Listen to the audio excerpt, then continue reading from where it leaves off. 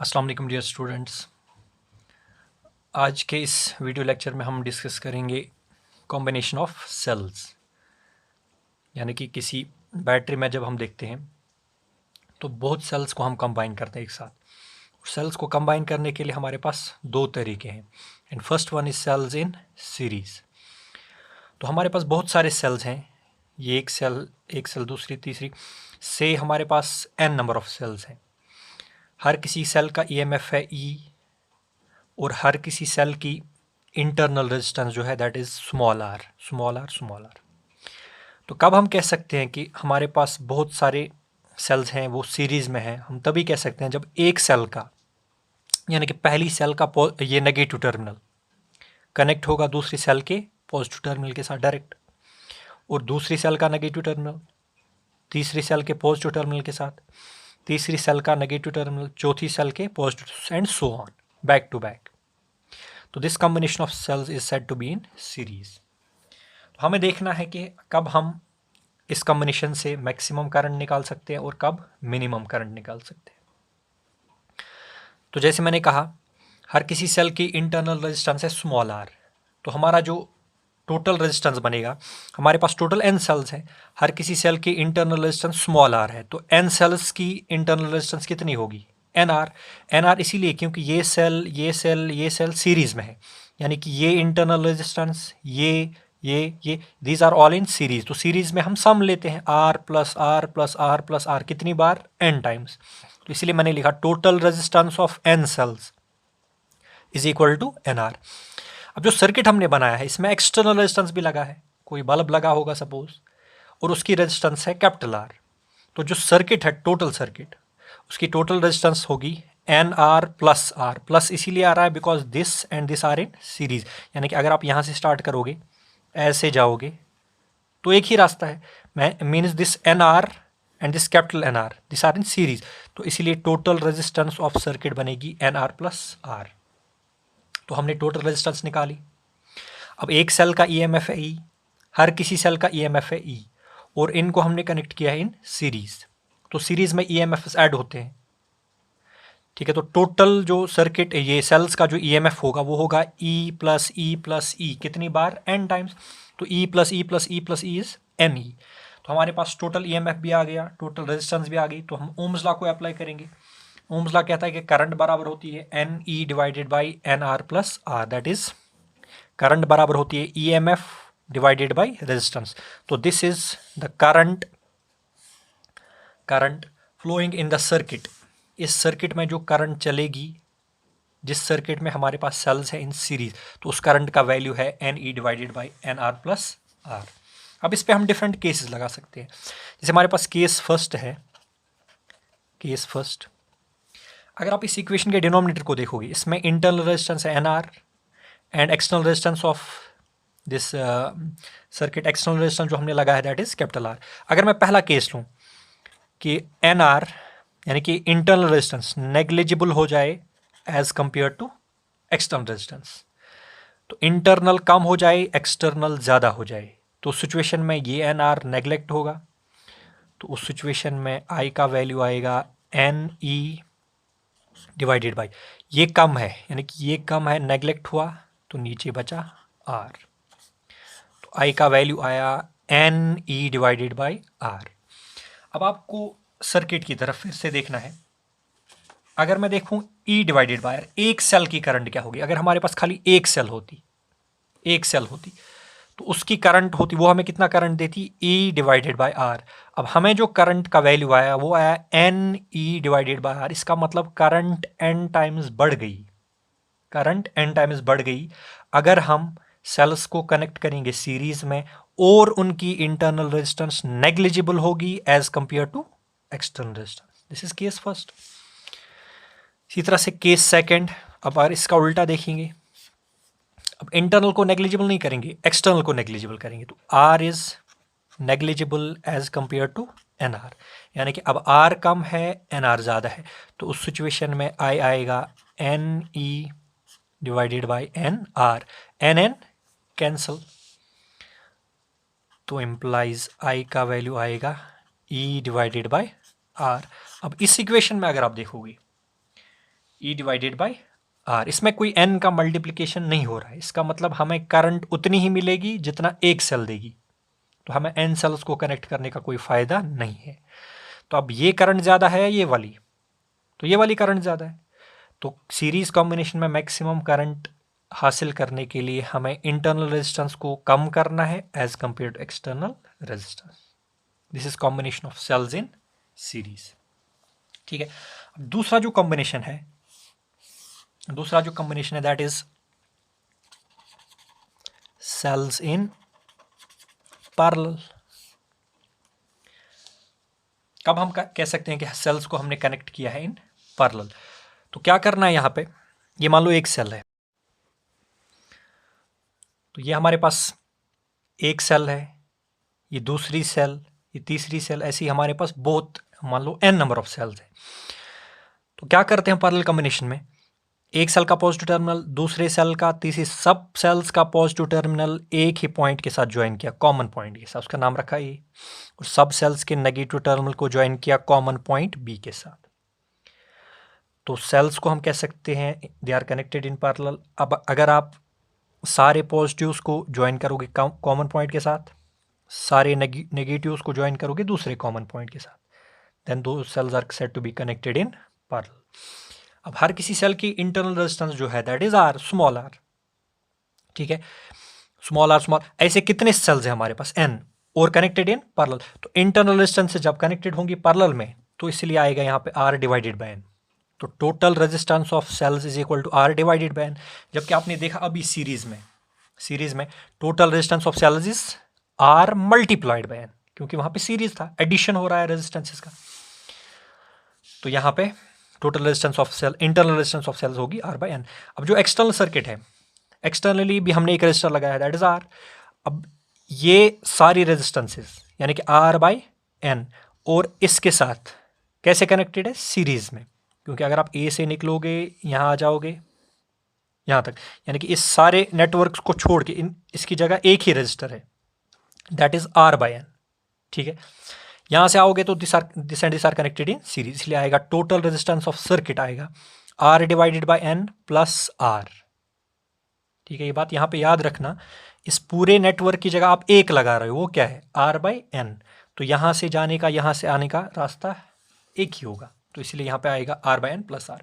Total EMF है E, क्योंकि ये सेल सब कनेक्टेड है बिटवीन A एंड B, तो EMF उतना ही रहेगा, क्योंकि पॉइंट्स कॉमन है, points of high and low potential are common. तो EMF, total EMF is equal to E। ठीक है, अब करंट हमने निकालनी है, टोटल EMF हमने निकाला that is E divide by total resistance अभी पीछे निकाला हमने that is R divided by N plus R। ठीक है, तो क्रॉस मल्टीप्लिकेशन यहाँ पे करेंगे, R plus NR divided by N, जो नीचे डिवाइड बाय N आएगा वो ऊपर गया, तो करंट का वैल्यू आएगा NE divided by R plus NR। तो दिस इज, ये हमारे पास आया करंट का formula in parallel combination of cells. अब यहाँ पे हम देखेंगे कब करंट ज़्यादा होगी कब करंट कम होगी, तो उसके लिए केस फर्स्ट डिस्कस हम करेंगे।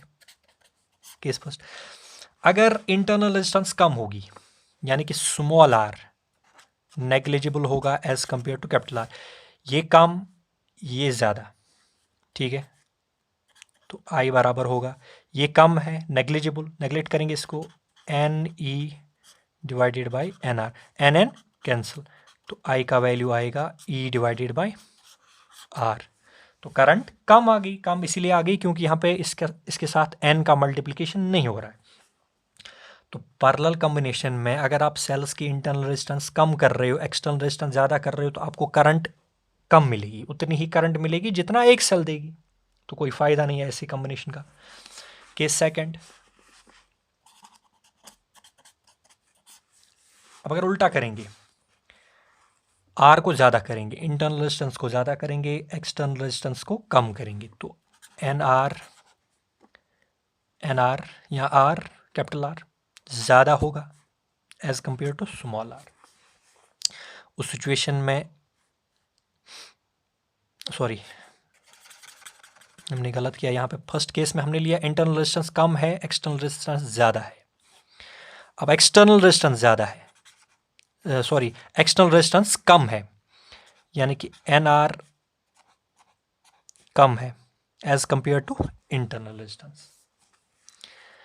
तो एक्सटर्नल रेजिस्टेंस कम है, इंटरनल रेजिस्टेंस ज़्यादा है। तो उस सिचुएशन में यानी कि ये स्मॉल r ज़्यादा है तो NR नेगलेक्ट होगा।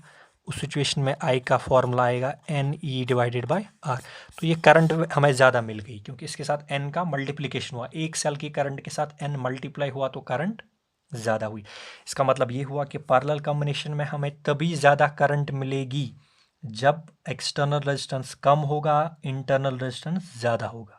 अभी आपने सीरीज कॉम्बिनेशन में देखा, सीरीज कॉम्बिनेशन में हमें करंट तभी ज़्यादा मिलती है जब इंटरनल रेजिस्टेंस कम होगी और एक्सटर्नल रेजिस्टेंस ज़्यादा होगी। तो ये दो कॉम्बिनेशन ऑफ सेल्स के बीच आप डिफरेंस देख सकते हो। तो this is combination of cells in series and combination of cells in parallel. ठीक है, इसके बाद जो टॉपिक आता है दैट इज किरचॉफ्स लॉज।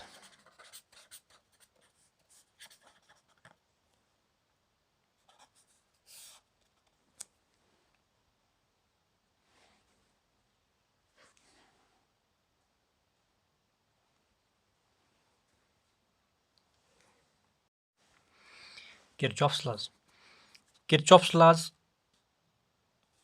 जो हमें ये लॉज हेल्प करते हैं हमें नेटवर्क्स को, सर्किट्स को सॉल्व करने में। सॉल्व करने का मतलब ये हुआ कि हम सर्किट में कितनी टोटल रेजिस्टेंस है वो निकाल सकते हैं, किस रेजिस्टेंस के थ्रू कितना करंट निकल रहा है वो निकाल सकते हैं, और हम निकाल सकते हैं potential difference across each and every resistor with the help of Kirchhoff's laws. ठीक है, तो इसका जो पहला लॉ है Kirchhoff's first law that is called as KCL। KCL means Kirchhoff's current law, it is applicable on currents. ठीक है, तो क्या होता है कि जब हम कोई भी इलेक्ट्रिकल सर्किट देखते हैं उसमें ऐसा होता है कि बहुत सारी वायर्स किसी एक पॉइंट के साथ ज्वाइन हो रही है और वहाँ से फिर आगे भी निकलती है, यानी कि जंक्शन बन रहा है। तो मान लो ये एक सर्किट का एक पार्ट है और इस पार्ट में जंक्शन है O। जंक्शन का मतलब हुआ यहाँ पे दो से ज़्यादा करंट्स मिल रही हैं। ठीक है, आप देख सकते हो यहाँ से आ रही है current I1, current I2, current I3, they are meeting at point O। तो इनको हम नाम देंगे इनकमिंग करंट्स। ठीक है, और यहाँ इस जंक्शन से फिर आगे जा रही है करंट I4 और I5, these are called as outgoing currents. तो किरचॉफ्स करंट लॉ क्या कहता है कि अगर आप सर्किट के किसी भी पार्ट में कहीं पे भी अगर आपके पास जंक्शन है तो उस जंक्शन पे जो सम ऑफ इनकमिंग करंट्स है और आउटगोइंग करंट्स, इनकमिंग करंट्स का आउटगोइंग करंट्स का सम जो है वो 0 के बराबर होता है। या ऐसे भी कह सकते हैं कि जितने भी आपके पास इनकमिंग करंट्स हैं जंक्शन के लिए उनका सम और आउटगोइंग करंट्स की का सम वो हमेशा क्या होता है, बराबर। ठीक है, तो इसके लिए उसने एक साइन कन्वेंशन बनाया। उसने कहा कि जो इनकमिंग करंट्स होंगी यानी कि करंट्स टुवर्ड्स द जंक्शन, उनको लिया जाएगा पॉजिटिव। यानी कि बाय कन्वेंशन हम उन करंट्स की साइन पॉजिटिव लेंगे जो करंट्स जंक्शन की तरफ बढ़ेंगी, अदरवाइज नेगेटिव। यानी कि नेगेटिव कौन सी करंट्स होंगी, जो जंक्शन से दूर जाएंगी, जो जंक्शन की तरफ आएंगी उनकी साइन पॉजिटिव बाय कन्वेंशन जो उसने डिफाइन किया किरचॉफ ने, एंड जो अवे फ्रॉम द जंक्शन जाएंगे उनकी साइन नेगेटिव। तो आप देख सकते हैं यहाँ पे कि I1, I2, I3 these are incoming currents, तो इनका साइन पॉजिटिव रहेगा। इनका सम हम लेंगे I1 plus I2 plus I3, तो हो गया इनकमिंग करंट्स का सम, प्लस आउटगोइंग करंट्स I4 और I5, इनकी साइन क्या रहेगी, नेगेटिव। तो यहाँ पे आएगा -I4 plus -I5, it is always equal to 0। या आप ऐसे भी कर सकते हैं, ये -I4 ये -I5 उधर जाएगा तो आपको मिलेगा I1 plus I2 plus I3 is equal to I4 plus I5। तो अब देखो लेफ्ट हैंड साइड में क्या है, sum of incoming currents, right hand side में क्या है, सम ऑफ आउटगोइंग करंट्स। तो at a junction in electrical circuit sum of incoming currents is always equal to sum of outgoing currents. एक तो ये स्टेटमेंट हुआ। दूसरा आप कह सकते हैं sum of all the currents meeting at a junction is equal to 0। This is called as Kirchhoff's first law. इसीलिए हो रहा है क्योंकि जितना यहाँ से करंट आ रही है, करंट का मतलब हुआ चार्ज पर यूनिट टाइम, जितना यहाँ से आएगा उतना बाहर जाएगा। तो इस जंक्शन में, इस सर्किट में कोई भी पॉइंट ऐसा नहीं है जो चार्ज को प्रोड्यूस करे या जो चार्ज को एब्जॉर्ब करे, गायब करे, डिस्ट्रॉय करे। ठीक है, ऐसा कोई पॉइंट नहीं है। यानी कि इस नेटवर्क में, इस सर्किट में ऐसा कोई भी पॉइंट नहीं हो सकता है जो चार्ज के लिए sink, as a sink act करे या एज ए सोर्स। ऐसा नहीं है, तो जितना पीछे से आएगा फ्लो ऑफ चार्ज उतना आगे जाएगा। तो this is called as Kirchhoff's current law. दूसरा जो है second law, that is called as Kirchhoff's voltage law. तो ये करंट्स पे अप्लाई होता है, सेकेंड लॉ अप्लाई होता है ऑन वोल्टेज।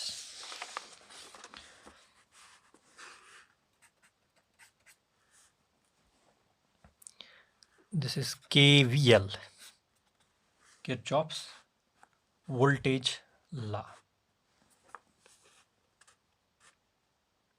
ठीक है, ये क्या कहता है, sum of all the potential differences in a circuit is 0। ठीक है, तो हम एक सिंपल सर्किट ले रहे हैं, मान लो ये एक रजिस्टर है, ये दूसरा रजिस्टर है, इसको हमने कनेक्ट किया है एक सेल के साथ।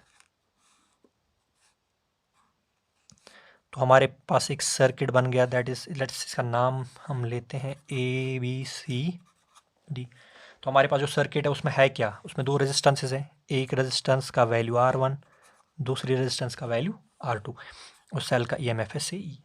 तो करंट फ्लो हो जाएगी, जैसे आप की को ऑन करोगे, स्विच को ऑन करोगे, तो current will flow like this. Suppose current following is I। ठीक है, तो सर्किट हमेशा एक क्लोज्ड पाथ होती है, इट इज लूप। तो हमारे पास जो लूप है दैट इज ABCDA, ऐसे, या आप ऐसे नाम लिख सकते हो ADCBA। ठीक है, अब ये जो रजिस्टर है इसके थ्रू तभी करंट फ्लो होगी जब इसके एंड्स डिफरेंट पोटेंशियल पे होंगे, यानी कि इसके एंड्स के अक्रॉस, इस रेजिस्टेंस के अक्रॉस पोटेंशियल डिफरेंस होगा, इस रेजिस्टेंस के अक्रॉस पोटेंशियल डिफरेंस होगा। ठीक है, तभी करंट फ्लो होगी। अब यहाँ पे पोटेंशियल डिफरेंस मेंटेन कौन करता है, cell.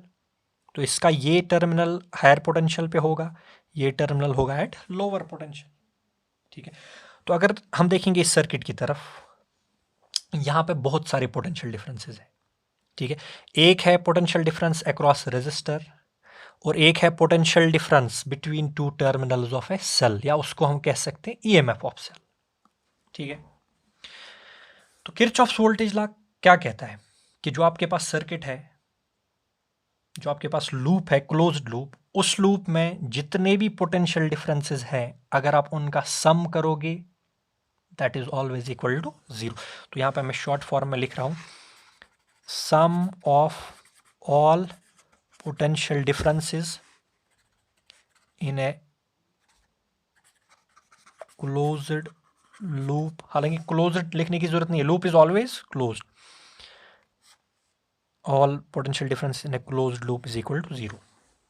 This is Kirchhoff's voltage law. अब यहाँ पे भी कन्वेंशन है, हमें पोटेंशियल डिफरेंसेस का लेना है सम। ठीक है, मैंने कहा पोटेंशियल डिफरेंस हो सकता है रेजिस्टेंस के अक्रॉस भी, और पोटेंशियल डिफरेंस होता है between two terminals of cell भी। ठीक है, तो रूल क्या है, पहला रूल है, हम पोटेंशियल डिफरेंस की साइन क्या देंगे अगर हम रेजिस्टेंस के अक्रॉस देखेंगे। यानी कि अगर हम in the direction of current जा रहे हैं, इन द डायरेक्शन ऑफ करंट, अगर हम रजिस्टर के through in the direction of current जाएंगे, यानी कि हम जाएंगे सपोज A से D, यहाँ से यहाँ करंट भी जा रही है यहाँ से यहाँ, तो if we move in the direction of current, उस सिचुएशन में पोटेंशियल डिफरेंस का साइन क्या लिया जाएगा, पॉजिटिव अक्रॉस रजिस्टर। ठीक है,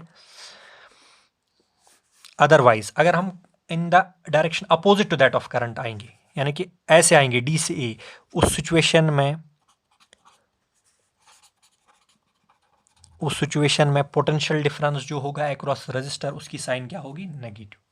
ठीक है, दूसरा सेल्स के लिए क्या रूल है, अगर आपको सर्किट में लूप पे चलते चलते अगर आपको सेल का पॉजिटिव टर्मिनल पहले मिला, तो सेल का जो ईएमएफ है दैट इज पॉजिटिव फर्स्ट, यानी कि सेल का ईएमएफ आप पॉजिटिव लोगे अगर पॉजिटिव टर्मिनल पहले मिला, सेल का ईएमएफ आप नेगेटिव ले लोगे अगर कौन सा टर्मिनल पहले मिला, नेगेटिव। ठीक है, तो अभी हम इसको अप्लाई करेंगे इस लूप पे। तो हमारे पास जो लूप है that is A B C D A. ये देखिए आप लूप फिर से ए बी सी डी ए। तो जब मैं ऐसे लूप लिख रहा हूं ए बी सी डी, इसका मतलब मैं ऐसे चलूंगा ए बी सी डी ए। अगर मैं लिखूंगा ए डी सी बी ए तो इसका मतलब मैं ऐसे चल रहा हूं। ठीक है, तो पहले हम देखेंगे ए से जाना है, ये देखो ए बी सी डी, तो ए से जाना है बी, ए से बी तक जाते हुए हमें कुछ नहीं मिल रहा है रास्ते में, ना रजिस्टर ना सेल। अब बी से जाएंगे सी, बी से जब हम सी जा रहे हैं तो सेल का कौन सा टर्मिनल पहले मिला, पॉजिटिव, तो सेल का ईएमएफ हम लेंगे पॉजिटिव, और सेल का ईएमएफ कितना, ई। तो ई, इसकी साइन प्लस आएगी तो लिखने की जरूरत नहीं है। अब आगे जाना है, नेगेटिव टर्मिनल को अब नहीं काउंट नहीं होगा क्योंकि पहले हमने इसका ईएमएफ लिया हुआ है। सी से जाएंगे डी, ना रजिस्टर मिल रहा है ना सेल आ रही है बीच में। डी से जाएंगे ए, अब डी से जब ए हम जा रहे हैं तो दो रजिस्टर्स मिल रहे हैं R1 और R2, लेकिन करंट जा रही है ए से डी, हम जा रहे हैं डी से ए, तो पोटेंशियल डिफरेंस इस रेजिस्टेंस का के अक्रॉस इस रेजिस्टेंस के अक्रॉस दोनों की साइन क्या रहेगी अकॉर्डिंग टू रूल, नेगेटिव। ये in the direction of current positive otherwise negative, यानी कि अपोजिट जा रहे हैं तो नेगेटिव। अब ये जो रजिस्टर है इसके थ्रू फ्लो हो रही है करंट आई, ठीक है, इसकी रेजिस्टेंस है R2। We know that according to Ohm's law potential difference across a resistor is current multiplied by resistance. तो इसके अक्रॉस पोटेंशियल डिफरेंस होगा IR2, इसके अक्रॉस पोटेंशियल डिफरेंस होगा IR1, दोनों की साइन क्या रहेगी, नेगेटिव। तो यहाँ पे आएगा minus IR1 minus IR2 is equal to 0, या कह सकते हो आप ऐसे E is equal to IR1 plus IR2। यही होता है sum of all the potential differences in a closed loop is 0। ठीक है, अब आप इसको देखो, इस इक्वेशन को, ये इंपॉर्टेंट है। सेल का ईएमएफ है E और पोटेंशियल डिफरेंस जितने भी आपके पास रजिस्टर्स हैं उन सब का पोटेंशियल डिफरेंस का sum, the sum of all the potential differences across resistances is equal to EMF of cell. ऐसे भी आप कह सकते हैं, स्टेट कर सकते हैं किरचॉफ्स वोल्टेज लॉ। अगर मैं लूप चेंज करता, हम लेते loop A D C B A, तो उस सिचुएशन में हमारे पास आता minus E plus IR1 plus IR2 is equal to 0। उस सिचुएशन में भी आता IR1 प्लस IR2। ये इसीलिए हो रहा है क्योंकि जितनी सेल यहाँ पे एनर्जी देगी उतनी एनर्जी ये कंज्यूम करेंगे। तो this is based on law of conservation of energy. Kirchhoff's voltage law is based upon law of conservation of energy. तो इनको सर्किट में हम अप्लाई करते हैं to find voltage and to find currents, to find resistances. तो इसके आगे जो आएगा, दो topics will be discussed in next lecture. Thank you.